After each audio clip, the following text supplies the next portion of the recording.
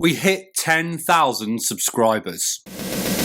Now, long-time channel viewers will be aware that we promised when we hit 10,000 subscribers, we were going to get a Warhound Titan.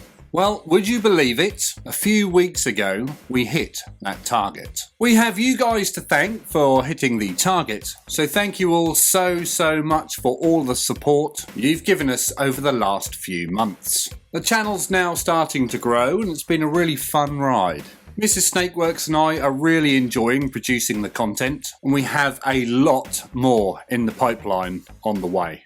So regarding the Warhound Titan, rather than being a bit boring and ordering online, Mrs. Snakeworks Jr. and I thought it would be more fun to go and pick the Warhound Titan up from the home of the hobby, Warhammer World, up in Nottingham. Now, we all know that when you go to Warhammer World, you can't just buy the one thing you need from the shop. You also have to have a poke around in the museum. Snakeworks Jr. had a wonderful time in there, running around, screaming, pulling parts off the displays, and generally being very noisy.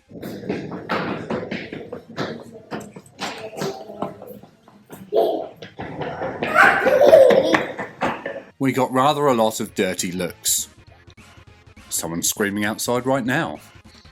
Just noticed a big spider up there in the corner with a nest full of babies. Are you supposed to hoover them or just leave them? Anyway, regarding the museum, I was very pleased to see they had the original cardboard bunker on display. The same one we made many moons ago. I think the instructions were from an old white dwarf. Theirs, the original, was in blue. I think ours was green. So I feel we need to have another go at that and make an official proper retro blue version in the right colour and everything. It's hard to get hold of the plastic straws for that, so we'll probably have to order those from China. I think they sell them on Temu. I've not seen plastic straws for sale in the UK for a long time. Used to just go to McDonald's and grab a handful.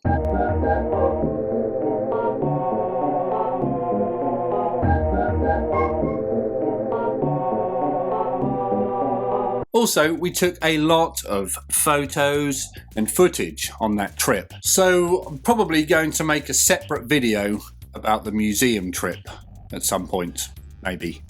What do you reckon? Do you want to see that? We also thought it would be nice to try out Bugman's Barbie scene. Bugman's Barbecue. We also thought it would be nice to try out Bugman's Bar while we were there. The Warhammer themed restaurant is really fun to be in, and the food was very good. Snakeworks Jr. thought the genuine faux fireplace was real. He thought that would be hot. Regarding the food, I can't actually remember what we had. Probably some sort of burger.